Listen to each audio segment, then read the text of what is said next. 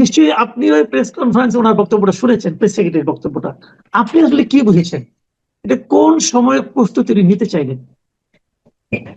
দেখুন, সম্মানীয় প্রেস সচিব তিনি মাননীয় প্রধান উপদেষ্টার বরাত দিয়ে বলবার চেষ্টা করেছেন ফরেন সার্ভিস একাডেমিতে যে মাননীয় প্রধান উপদেষ্টা স্বরাষ্ট্র মন্ত্রণালয়কে নির্দেশ দিয়েছেন তারা যাতে ডিসেম্বরের মধ্যে নির্বাচনের জন্য সকল প্রস্তুতি গ্রহণ করে, অর্থাৎ আইন শৃঙ্খলা রক্ষাকারী বাহিনী তারা যাতে কোমর বেঁধে প্রস্তুত থাকে। এই বার্তাটি তিনি দেবার চেষ্টা করেছেন এবং সেটার সূত্র ধরে অনেকে বলবার চেষ্টা করেছেন যে এবার বোধহয় ডিসেম্বরের মধ্যে নির্বাচনটি করবার একটা অভিপ্রায় আছে। এবং এর সঙ্গে আবার ট্যাগ করা হয়েছে যেই বার্তাটি, সেটি হচ্ছে মার্কিন প্রেসিডেন্ট ট্রাম্প যে শুল্ক সম্পর্কিত সীমারেখা বেঁধে দিয়েছেন 35%, সেটা গোলেমালে গিয়ে আলটিমেটলি 50% দাঁড়াবে এবং তার ফলে আমাদের কোমর ভেঙে যাওয়ার মতো অবস্থা তৈরি হবে। সেটি আশঙ্কা করে প্রফেসর ইউনূস চিন্তা করছেন যে মেঘে মেঘে বেলা অনেক হয়েছে, এবার বিএনপি আগ থেকেই যেই দাবিটি তুলেছিল ডিসেম্বরের মধ্যে নির্বাচন, সশস্ত্র বাহিনীর পক্ষ থেকেও একই রকমের দাবি হাজির করা হয়েছিল 18 মাসের মধ্যে নির্বাচন, সেই ফ্রেমওয়ার্কই থাকাটা তার জন্য নিরাপদ। কারণ জানুয়ারি, ফেব্রুয়ারি কিংবা এপ্রিলে যদি যান তাহলে দায়টা পরিপূর্ণভাবে তার উপর, তার সরকারের উপর পড়বে এবং অর্থনীতির অবস্থায় যদি ব্যাপথু হয়ে যায় তাহলে কিল একটাও মাটিতে পড়বে না, এই আশঙ্কাটা দেখা দিয়েছে। না, এখন কথা হলো কি, তাহলে কি আমরা এটা ভাববো যে ট্রাম্পের আরোপিত শুল্কের ভয়ে নির্বাচন আমরা দ্রুত পাচ্ছি? এনিওয়ে, মার্কিন মূল্যকে যে চিন্তা উদ্গত হয় সেটি রিসিভড উইজডম হিসেবে দেরিতে হলেও আমাদের যারা ড্রাইভিং সিটে বসে আছেন তাদের কর্ণকুহরে প্রবেশ করে এবং তারা হঠাৎ কর্মচঞ্চল হয়ে বসে। আমি অনেক পেছনে চলে যেতে চাই এই নিরিখে, সেটি হচ্ছে এই 29 মার্চ 1996 তারিখে দুই মার্কিন সিনেটর যারা ফরেন রিলেশন কমিটির সদস্য ছিলেন সেই সময়, এবং এই দুজনই আবার তার চেয়েও 10 বছর আগে ফিলিপিনো কনটেক্সটে দায়িত্বপ্রাপ্ত হয়েছিলেন 5 শর্ত বিশিষ্ট একটি টার্মস অফ রেফারেন্স রচনা করা। তার উপর ভিত্তি করে ফিলিপিন্সে ক্ষমতার পালা বদল ঘটেছিল। আমাদের এখানটাও 29 মার্চ 1996-তে যে 3 শর্ত বিশিষ্ট টার্মস অফ রেফারেন্স প্রণয়ন করে দিয়েছিলেন তার উপর ভিত্তি করে পরদিন সরকার পদত্যাগ করেছিল এবং সবার অংশগ্রহণমূলক একটি নির্বাচনের ক্ষেত্র উপস্থিত হয়েছিল 12 জুন 1996 তারিখে। একই বছর দুটি নির্বাচন আমাদের প্রত্যক্ষ করতে হয়েছে, একটি 15 ফেব্রুয়ারি ষষ্ঠ সংসদ নির্বাচন, একটি 12 জুন সপ্তম সংসদ নির্বাচন। আর মাঝখানে আপনার এই রাজধানী শহর ঢাকা হয়ে উঠেছিল প্রাচ্যের এমন একটি নগরী যেখানে চারটি মেইনস্ট্রিম পলিটিক্যাল পার্টির 4টি মঞ্চ বিদ্যমান ছিল: জনতার মঞ্চ, জাতীয়তাবাদী মঞ্চ, কেয়ারটেকার মঞ্চ, জাতীয় মঞ্চ। জি, এখন একটা কথা বলা হচ্ছে, এই যে একটা শুল্ক আমাদের উপর ট্রাম্পের যে একটা বাড়তি শুল্ক আরোপ করা হলো 35% নতুন করে, এটা কি অনেকে বলছেন যে ওইখানে যে আমাদের দেশে যারা প্রতিনিধি গিয়েছিলেন দর কষাকষি করার জন্য, এটা তাদেরই ব্যর্থতার কারণে এমনটি হয়েছে? এবং সেটা বলতে যে তারা এক কথাও বলছেন যে আমাদের তো তৈরি পোশাকটা ওখানে বেশি যায়, তৈরি পোশাকের ক্ষেত্রে উৎপাদকের ভূমিকা যারা আছেন তাদের মধ্যে আমাদের প্রতিদ্বন্দ্বী মূলত ভিয়েতনাম। কিন্তু ভিয়েতনাম কিন্তু ঠিকই তাদের শুল্কটাকে 20%-এর নামই আনতে পেরেছে, আমরা 37 থেকে 35-এ নামাতে পেরেছি, আর পারিনি।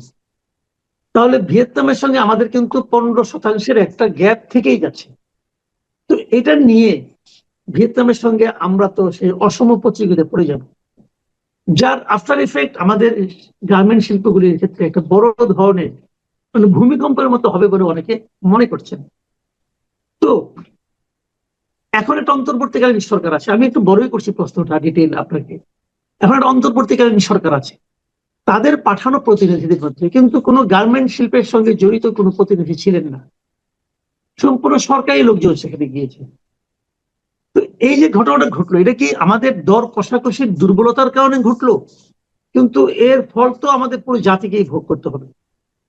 এটা নিয়ে আপনি কি বলবেন?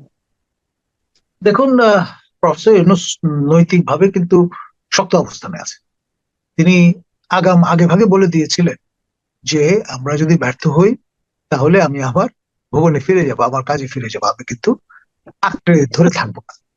সেই কথার এখন একটা মিল খুঁজে পাচ্ছি। এখন আপনার আনারি লোক দিয়ে তো আর এই বিজয় রথ পরিচালনা করা যাবে না। তিনি ইতিমধ্যে লেজে গোবরে পাকিয়ে ফেলেছেন এমনটি লোকের ধারণা। আর শারীরিকভাবেও কিছুটা কাবু বলে অনেকে বলছেন। বয়স প্রতিদিন কিন্তু বাড়ছে। কদিন আগে তিনি জন্মদিন পালন করেছেন বলে শোনা গেছে। এখন এটা তার অফিসিয়াল বার্থডে। আমাদের ব্রিটেনের রানী দ্বিতীয় এলিজাবেথ প্রয়াত, তার যেমন দুটি বার্থডে ছিল, একটি অফিসিয়াল বার্থডে, একটা অ্যাকচুয়াল বার্থডে। এখন সেটা রয়্যাল ট্রেডিশন। এখন প্রফেসর ইউনূসের বাবা তো আর বাংলাদেশের সম্রাট ছিলেন না, সুতরাং আপনার অথবা নিজে এখন পর্যন্ত তিনি সেন্ট্রাল আফ্রিকান এম্পায়ারের বোকাসা হয়ে যাননি, সম্রাট হিসেবে নিজেকে ঘোষণা করেননি। একটা মিল আছে অবশ্য, বোকাসা প্যারিস থেকে অর্ডার দিয়ে রাজদণ্ড এবং সিংহাসন বানিয়ে নিয়ে এসেছিলেন, আর আমরা তাকে দেখেছি খালি হাতেই প্যারিস থেকে এখানে এসে নাজিল হতে। সুতরাং সেদিক থেকেও খুব একটা জাস্টিফিকেশন খুঁজে পাওয়া যাবে না। সেজন্য আসলে সময়টা ভালো না তার জন্যে, তার রেজিমের জন্য। আচ্ছা, একটা বিষয় বলা হচ্ছে, অনেকে এটাও বলছেন, এই যে শুল্ক, বাড়তি শুল্ক আরোপ হলো, আপনি নিশ্চয়ই ওই চিঠিটা, যে চিঠিটা ডক্টর ইউনূসকে প্রেসিডেন্ট ট্রাম্প লিখেছেন, আপনি দেখেছেন।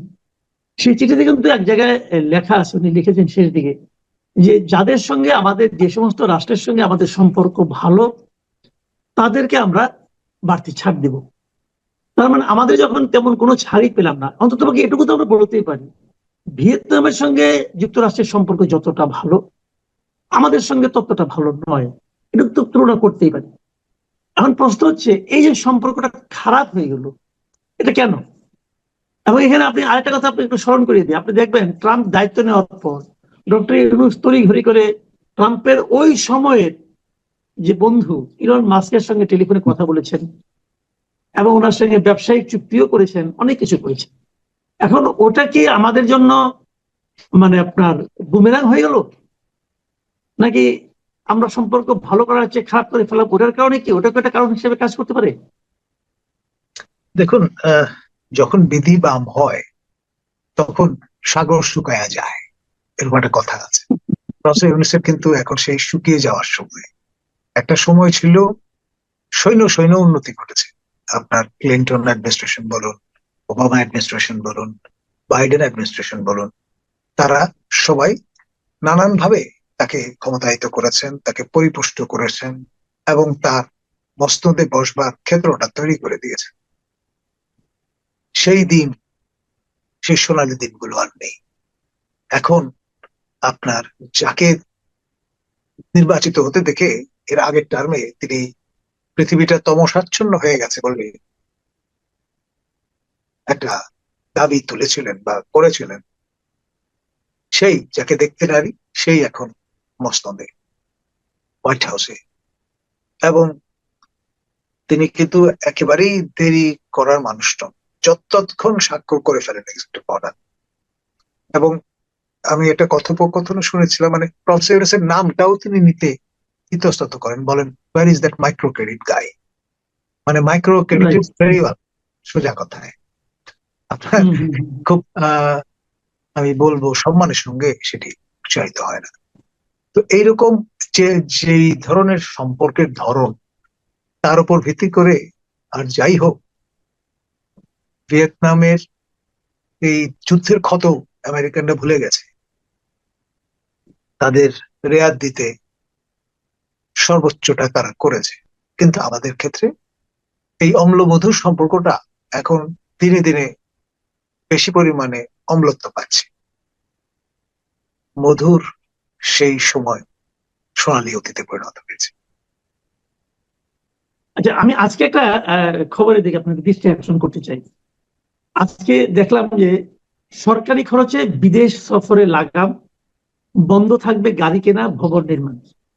তো এরকম আজকে একটা এরকম মানে আপনার নির্দেশনা জারি করা হয়েছে অর্থ বিভাগ থেকে, এবং সেখানে এগুলি বলা হয়েছে যে সব ধরনের আপনার যানবাহন কেনা খাতে বরাদ্দ ব্যয় বন্ধ রাখতে হবে। তারপরে আপনার বিভিন্ন মন্ত্রণালয়ে এই যে কৃষি, শিক্ষা, স্বাস্থ্য এইগুলো সংশ্লিষ্ট স্থাপনা ছাড়া, এগুলো ছাড়া অন্য নতুন আবাসিক, অনাবাসিক ভবন স্থাপনা নির্মাণ বন্ধ রাখতে হবে, এগুলো বলা হয়েছে। এবং তারপরে শেষে বলা হয়েছে সব ধরনের বিদেশ ভ্রমণের ক্ষেত্রে প্রধান উপদেষ্টার কার্যালয়ে গত বছরের 9 ডিসেম্বর জারি করা পরিপত্র অনুসরণ করতে হবে।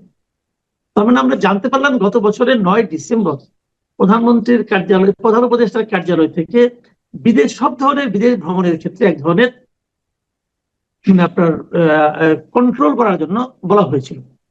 তো এটা যে হয়েছিল, এটা গত এই যে 10 মাসে 12 বার আমাদের প্রধান উপদেষ্টার বিদেশ ভ্রমণ দেখে আপনার কি কখনো মনে হয়েছে যে এই ধরনের একটা পরিপত্র ওনার অফিস জারি করেছিল এবং ওটা মেনেই উনি 12 বার বিদেশ গেলেন? দেখুন, কথা আমরা ছোটবেলা থেকে জানি, সেটা হচ্ছে আপনি আচুরি ধর্ম। এখন হযরত মুহাম্মদ সাল্লাল্লাহু আলাইহি ওয়াসাল্লাম, আমাদের মহানবী, তার সেই মিষ্টি খাওয়ার গল্পটা তো সবাই জানেন। একজন পিতা তার অপ্রাপ্তবয়স্ক সন্তানকে সঙ্গে নিয়ে যখন তার কাছে এসে নালিশ করেছিলেন যে তাকে কোনোভাবেই মানানো যাচ্ছে না, তিনি মিষ্টত্ব পছন্দ করেন সেই নাবালক মানুষটি। পরে আমাদের মহানবী কিন্তু তাকে তাৎক্ষণিক কোনো নির্দেশনা দেননি, সেদিন পরে আসতে বলেছেন। এবং আমাদের নবী করিম সাল্লাল্লাহু আলাইহি সাল্লাম তিনি নিজে যেহেতু মিষ্টি পছন্দ করতেন, সময় নিয়ে সেই অভ্যাসটা পরিত্যাগ করেন। তারপর যখন সেই বালক এবং তার পিতা এসে হাজির হন, তখন তিনি সেই সারমনটি দিয়েছিলেন। এখন প্রফেসর ইউনূস তো আমাদের মহানবী, আমাদের হযরত মুহাম্মদ সাল্লাল্লাহু আলাইহি ওয়াসাল্লামের সেই যে প্র্যাকটিস, তাতে বিশ্বাসী নন। তার ফলে একজন ভালো উম্মত হিসেবে সেটি প্র্যাকটিস করবার কথা তিনি মনে রাখেন। জি, আমি এখন শেষ যে ইস্যুটাকে আলোচনা করতে যাচ্ছি সেটা হলো, আজকে বিবিসি একটা রিপোর্ট করেছে যে সাবেক প্রধানমন্ত্রী শেখ হাসিনা, ওনার একটা ফোন আলাপ তারা আজকে ফাঁস করেছে এবং বলেছে তারা নিজেরা এটা চেক করেছে যে এটা আসলে ওনারই কণ্ঠ, ওনারই ফোন আলাপ। এবং সেখানে সে গত জুলাই অভ্যুত্থানের সময় ছাত্র জনতার অভ্যুত্থান দমন করার জন্য সরাসরি লেথাল উইপেন ব্যবহার করার জন্য উনি আদেশ দিয়েছেন। তো আমরা সবই জানি, আমরা প্রধানমন্ত্রী অনেকে জানি, কিন্তু তারপরে আওয়ামী লীগের কেউ কেউ বলতেন যে এই ধরনের কোনো নির্দেশ উনি দেননি কখনো। তো এটা, এই খবরটা দেখে আপনার কাছে কি মনে হচ্ছে? দেখুন, পাবলিক অর্ডার ম্যানেজমেন্ট যে আপনার স্টাইল আমরা এখানে ফলো করে থাকি, তা পরিপূর্ণভাবে যদি প্রতিপালন করতে হয়, তাহলে আপনার ইনএইড টু সিভিল পাওয়ার হিসেবে যখন সশস্ত্র বাহিনীর ট্রুপ কাজ করে, তারা একরকম ভাবে তাদের যে প্রশিক্ষণ সেটির অনুবর্তী হয়। আর যারা সশস্ত্র বাহিনীর মতো নিয়মিত বাহিনীর নন, বেসামরিক বাহিনী, তাদের প্রশিক্ষণটা ভিন্ন রকমের। ফর এক্সাম্পল পুলিশ, তারা মূলত ছত্রভঙ্গ করার জন্য প্রথমে ওয়ার্নিং শট আপনার ব্যবহার করা, আপনার ব্লাস্ট ফায়ারে যান না।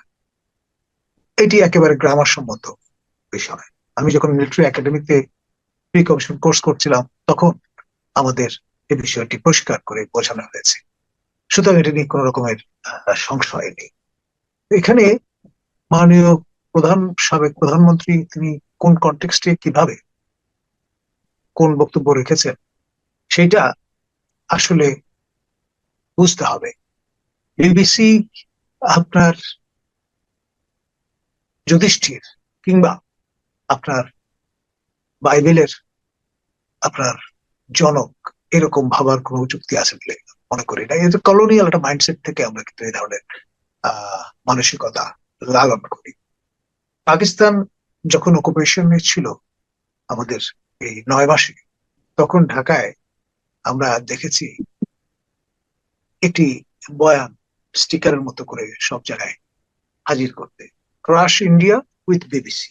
খেয়াল করেন, ইদানিও কেউ কেউ কখনো কখনো এই ঘটনাটির পরে বিবিসির কেন এটি ছোট করে আপনার অ্যাব্রিজড ভার্সন হাজির করলো, কেন পরিপূর্ণ পূর্ণাঙ্গ আপনার ভার্সন আমরা পেলাম না, এইসব কারণে আহাজারির মধ্য দিয়ে এই আবারও ক্রাশ বিবিসি ধরনের কথাবার্তা অনেকে আমি দেখেছি সোশ্যাল মিডিয়ায় বলেছে।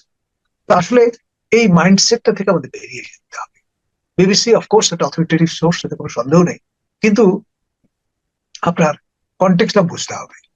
না বুঝে একটা বিশেষ কনটেক্সটে একজন ব্যক্তি আরেকজন ব্যক্তির সঙ্গে কিভাবে কেন এই কথাবার্তা বলছেন সেটা না বুঝে আপনার একটা কনক্লুশন ড্র করাটা বোধহয় ঠিক হবে না। না, কনটেক্সটটা সম্ভাব্য কি হতে পারে? দেখুন তখন কিরকম একটি অবস্থা বিরাজমান, এটা হলো জুলাইয়ের 18 তারিখে ফোন আলাপ। ডেফিনেটলি আমার প্রিয় ছাত্র আবু সাইদ শাহাদাত বরণ করলেন 16 তারিখে, তারপরে জি। দুদিন পরের ঘটনা, এবং that acted as the spark, স্ফুলিঙ্গ, এবং সেই আগুন দিক বিদিক ছড়িয়ে পড়েছিল। সারা দেশ আপনার তীব্র ক্ষোভে ফেটে পড়েছে, সমগ্র জনগোষ্ঠী সামিল হয়েছে। সেই রকম একটি অবস্থায় আপনি যে কোনো নির্দেশনা দেবেন সেটি হবে আত্মঘাতী, এবং এখানেও ব্যাপারটি তাই ঘটেছে বলে আমার ধারণা। জি, অনেক ধন্যবাদ। অনেক ধন্যবাদ জনাব প্রফেসর ডক্টর নাজমুল হাসান কলিমুল্লাহ।